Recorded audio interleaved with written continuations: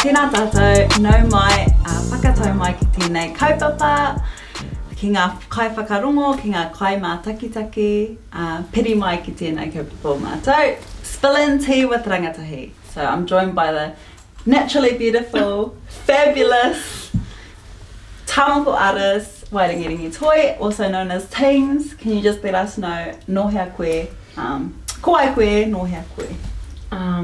Hi. So I'm Wairangiringi Toi and 24, based here in Hamilton. On my dad's side we come from up north, Nōngāpuhi, and on my mum's side we're from Rotorua, Ngāti Piki.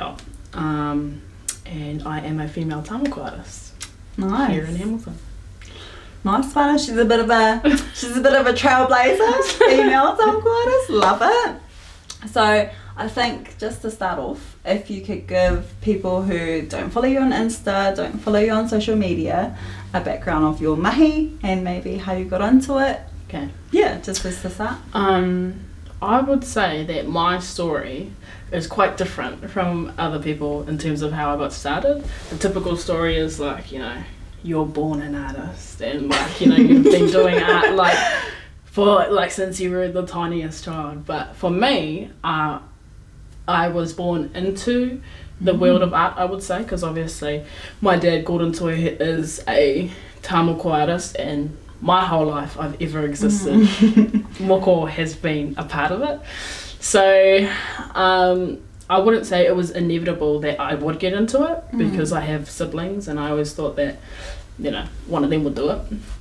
So I never really, put time or effort into giving it a go or trying to work on it or actually even just do it until 2016. Before that, I was a teacher aide at my old school and just wanted to change, basically. And I was actually thinking a retail assistant. Wow. Which doesn't sound... It's like complete it's complete opposite. Now. I was just like in the mind frame of like, need a job, need to make some sort of money to live, right? And then, my dad gave me an opportunity. It was kind of a bit of a push, shove, give it a go kind of buzz, but I tried it out in 2016. My first ever piece was on him, and it was it was not ugly but not the best, What was it? Oh, it was just a moko on his calf, and I designed it. It was the first piece I designed on the skin, and it was the first moko I actually done with the gun. So it was a starting point of my mahi with moko. But the funniest, craziest part to this whole story is that when you start something, usually you're not the greatest at it, and then you have two thoughts in your mind, like, oh well, I'm not good at it, and I'm just gonna like try something else, which was my normal way of doing things.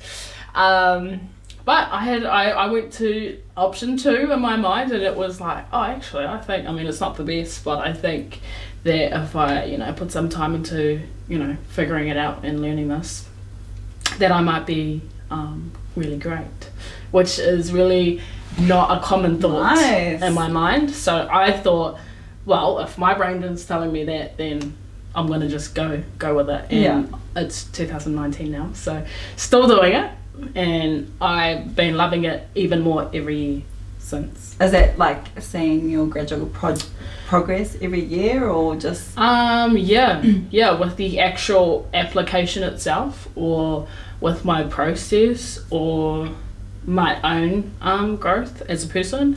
I've seen it throughout all 3 of them, so I'm like, that must be a good enough sign I think to carry on. With your kōrero about failing at something, because you're not necessarily good at it, is like universal millennial experience. Like 100%. Youth are very, like, especially I can just speak for myself, like I'll try something and say I don't crack it the first time, I'm like, wasn't meant to be, like the universe didn't align this thing for me. But you're so right, like it actually requires a bit of mahi. Oh, of course, and just chipping away at it, I think. That's just basically what I decided to do. But the thought of if I were to do that has never come up before with anything I've ever done. I've always thought if I wasn't going to be good at it, I thought I'd be alright at it, but there's always going to be better people. That's how my mind frame and my mindset was, except when I started this. So that was for me like a big light in my head going, okay, well this must be it. So that for me was the reason why I kind of said to myself, well, let's put in the time and effort and hope for the best. And yeah, it's worked. I feel like it's worked out. Yeah. Nice, thanks for sharing that kōrero. So I was wondering if I could ask you a little bit about, the moments or the things that are really, they stand out in your mahi. Like they definitely have a positive impact. Say you enjoy it. So have you had any specific moments, specific things that you enjoy and you find rewarding about being a Tāmoko artist? Oh, yeah. I would say the easiest moments that are the most special, rewarding when it comes to doing moko is hands down doing your whānau. Like, of course. Yes. It's more than just it's more than just doing another moko for someone else. It's like literally it's an honour to do someone, that you care about. And that goes with friends as well. So in all my firsts, friends, whānau, again, nothing was really that beautiful, but they were all these people that probably could see the potential in myself, so they gave me the skin to work on. And it's always a pleasure, and it's always like, literally, I feel so humbled that my whānau will come to me, because I've got a whānau full of artists. So I feel quite special when they pick me. And I think, what was the other question?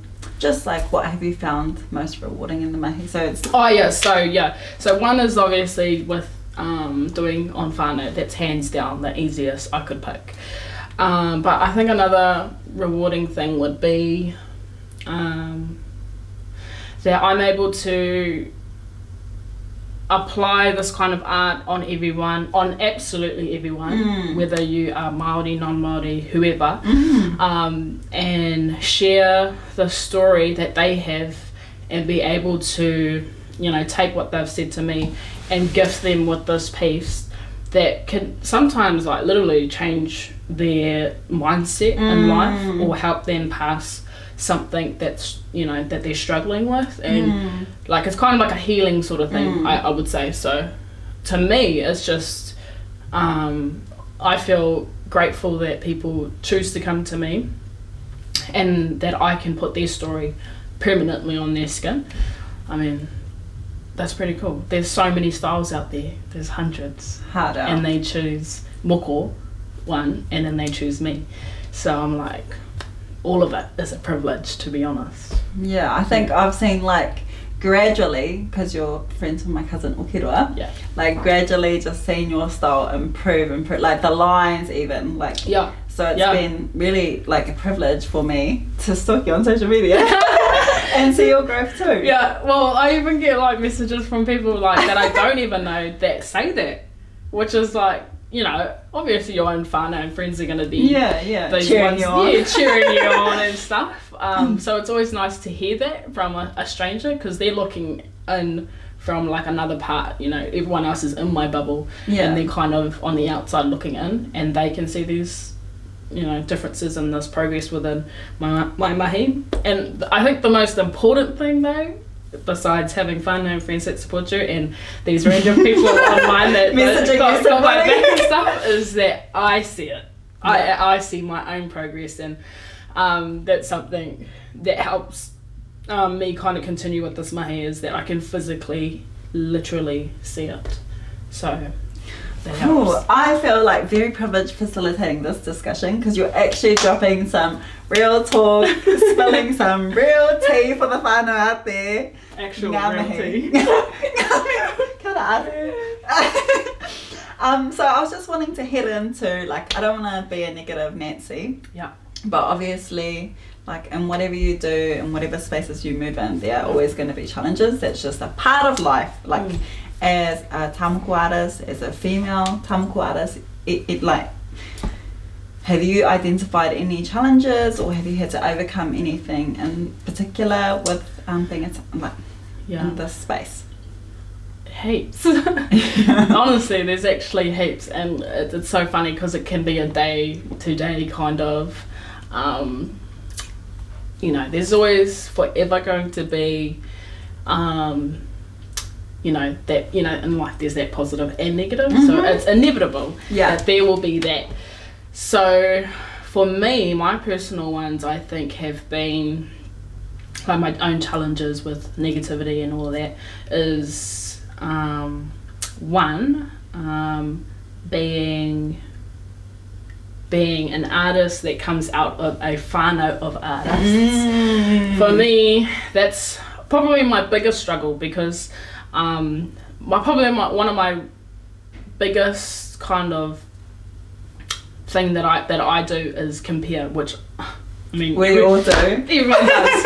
So I'm not out of the ordinary for that, but it's so hard to get out of that when it could be an everyday thing where, you know, it could be comments, or it could be someone in person telling me like, oh, your stuff looks like da da da, your stuff looks like da da da, and who they're mentioning is my whānau. Yeah. So I struggle with trying to find my own feet and my own kind of stance with being in, you know, this mahi with moko and stuff, especially with my whānau. Yeah.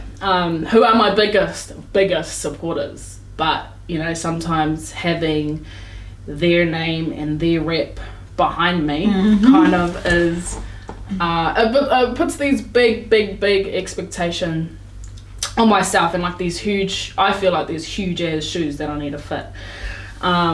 So sometimes maybe I put that on myself, but there's always going to be like that one or whoever, how many people that like either send me a message or tell me in person. Yeah. So it's like for me, it's just a mental thing, working on understanding that, you know, what someone's opinion isn't, you know, it doesn't have to define like me and what I do. Yeah. So it's a work in progress, I should say, because sometimes I struggle and it actually hurts my feelings because I am human. and I'm an individual. Yeah, exactly. But I mean, you know, it's all gonna sort of, I'm gonna grow from it as well. I really know that that's gonna happen. So I find that that's one. And in terms of being a female doing moko, like, my personal experience is that I've not had a negative experience. Yes, so I'm actually very much welcomed into this industry or this mahi when it comes to moko by clients and by artists. Cool. And it could be because of my whānau, and I mean, I'm going to be thankful that that's my experience that I have. So I've never really had such a negative kind of, you know, kōrero said about me because I'm a female Tāmoko artist, and I think, I mean, it's 2019, so you know, so it's like, and I'm not the only one, and I wasn't the first. So there's many out there. I would just say that there's just not that much being talked about or being, you know, heard. That's what I would say maybe is the negative thing that I'm seeing, but it's not on my own personal experience. Yeah, it's really interesting that your two challenges are totally relatable in terms of like being compared to whānau, in particular for me, my papa. So just like moving into spaces, and the first thing someone will say is, this is Pauroto sort of, you know? Yeah. And so there's like this instant like attachment with how my papa is, what his worldview is, and that's like put on me straight away. So I'm like really mindful of that, of my rangatahi peers who might have the same experiences. So I try not to talk about that sort of thing. So tip whānau, try not to lead in with that one. I mean, like, you know, when we're born, we're given a name. So it's like, so if you don't know it, but if you don't know it, you're like, there's always that question like, what's your name? And for me, it's like, it's literally that, you're right. It's like, oh, Gordon's daughter. And it's like, to me, I'm like, of course I'm Gordon's daughter, but I'm also Wairakirigi too. Like, my very much my own person. And because the funny thing is that, like, you know, people who know my dad, I mean, the kind of person he is, I would say we're kind of opposite. You know, so the way he does his things is, I mean, obviously I mirror a lot of things when it comes to Tāmoko, but in terms of the people that we are, I mean, he's the staunch, loud, straight up the guts kind of person, and I am quietly lovely, I would say. You know, like, kind of person, you know, my ahu is like, it's like more open and it's toe. And so, I mean, just give people a chance if they do have these, you know, parents or whoever's in their whānau that is associated with something that, you know, a lot of people know, just give that person a chance to introduce themselves. And then, you know, I think we'll be good. Yeah, but even if, like, people will still come up to me and or acknowledge me through my dad, I'm not, like, down in the gutters about it, you know, like, I'm not like, oh, damn, they don't want to get to know me. It's not like that. It's just more of a missed opportunity for them to really get to know me on the very first moment. That's how I see it, because then eventually we kind of, like, take all that away, and then they figure out who I am. But it's just, you know, starting off with that. It's always a little one there. That is so dope. I love that conversation, and I think it's a good lead into something else I wanted to talk to you about. Obviously, so I did a bit of a background, did a bit of a bio, like, thing of before I interviewed Tings, and so just wanted to ask, with an Instagram following of 14.6k, I would say you're in the influencer status. Obviously, like, you're quite accessible, you know, and your clients are really accessible. So have there been some challenges with your mahi being so public, or has it all been positive? Like, if you can shed some light on that, that'd be cool. Yes. So there's been both. Being online, I mean, these days, that's where everyone's at. They're online anyways, and because of, you know, where I work, which is at home, I have to work online. That's how I have to communicate, and because I know that that's where people's at, I'm going to work in those areas. So what's worked out is that I've been able to reach people just like that and grow.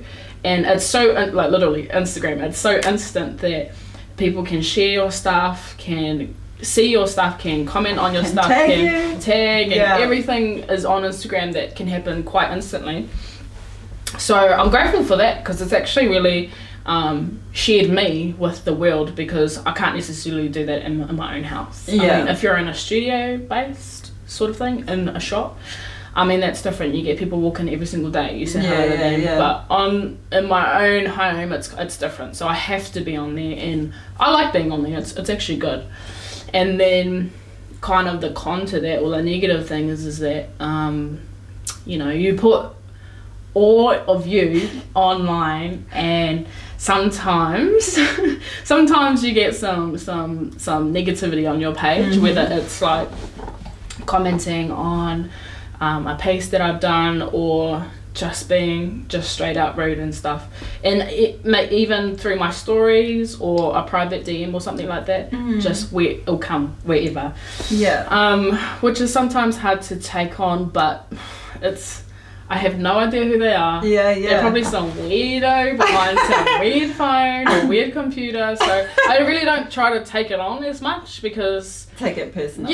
Like, honestly, their comment is so irrelevant to me. The only people that can really give me that kind of advice when it comes to my mahi is the people who I will go to, which is like my whānau and stuff. So I can get my advice there. So I kind of just brush it off. And then one other negative thing is like, what's the word? Is, you know, when people copy? Like, you know? Biting. Stuff like that. And I remember having a conversation with my mum about that, and I was moaning. I was going, da da da da this and da da da da that and blah blah blah. What did she reckon? she told me to like chill out because I'm making an issue out of nothing, she reckons. And she said that because she said, you're online, it's inevitable. And so she reckons, which I actually take on to this day, is that like she's like, you're either going to focus on that negative stuff, whether it's comments or people copying, or you're going to get over it and continue on working on your craft, because, and then, you know, just do what you do. So the difference between me and that person is going to be that I'm bettering myself and this person's still right here. So, you know, it's spending their energy going like basically. So she's just like, just do you. Like, there's literally, otherwise you're going to fill your own space with that negativity. That's basically her thing. So I'm like, yeah, that's actually good. So when she told me that, I really did think about it for like a good couple of days, because I was still like, you know, had my feelings and stuff. And then they chilled out, and then to me I was like, okay, it opened my eyes a little bit, and it basically it's a reminder to me that if I get in that spot where I just feel like, you know, it's really negative, just let go and work on my own self, and then I'll get better. You're dropping like a million pearls of wisdom. But also like one of my friends approached me recently about like, because I'm pretty vocal on social media, like I'm just like blah, blah, blah, blah. Don't really give a fuck. But she said like like follow me, it's right, you know. But she was like, hey, like, do you ever get conscious of people like who are going to be hating on your content? And pretty much you said like, you just can't take things personally. Well, yeah. And unless they're coming to me with like constructive feedback, like, this was a bit dumb, this is how you can improve, take it on board if you want, like, then you're relevant, you know? And if it's coming from a place of aroha, then I'll also consider taking it on board, but otherwise, there's like this kōrero from this chick, Brené Brown. I read her books all the time, but she said that is essentially about how people in the arena, so that's referencing like people who are just out there trying to do their own thing, always get criticised because it's easier to sit on the outer skirts and judge. So if you're not in the arena, if you're not in the arena, shh. Oh, that's like another great example of that is kapaka. The ones who sit and they perform. And they have this, like, that to me, I'm like, you ain't even on there, like, you know. Like, and I'm not a kapaka person myself, and I don't, you know, I would never really like criticize or anything, because I mean that's them. They did their mahi, their hard work to get to matatane, so you know that's already like a big deal in itself. So it's the same thing. Like, if you're not in the arena, or if you're not on the stage, or if you're not on the table, shush whānau. Get out. Cool, thank you for that, Tings. I was really curious to ask about your social media stuff. But also, because, sorry, I know you're like so humble, so you're probably cringing that I'm saying you're an influencer. Yes, I am. But who would you consider like one of your biggest influences? And it can be personal, professional, just whoever you're comfortable sharing with. Okay. It's basically like, when it comes to mahi, it's hands down obviously my dad. Like, that's probably the most cheese you could ever put on any kind of thing, but it's I mean, he's one, a great example of a great artist, two, a great example of what hard work in this business can get you, because you know, some people are afraid that you can't live off this money. You know, will only last for a little bit because it's like, you know, it's only cool sometimes or whatever. 27 plus years he's been doing it. Still grinding. It's still going, and like, you know, he's built his own house, and like he's pretty much living his best life. And I'm just like, if he can do it, then I can do it. And I think his creativity with his mahi, it literally blows my mind. Like, I don't even. He just like thinks just like that. It's like his mind doesn't even stop. It's actually, I don't get it, because I want to be like that too. Like one day I want to be able to be literally creative every single day of my life, because I'm working on that right now. It's just like trying to be creative every day. And he just shows that, like, through, he can't sit down. He's got to either be fixing something in the house, creating something in the house, doing moko, doing paintings, doing carvings. He's doing, like, you know, taringa and stuff. Yeah, yeah. I mean, he can do anything.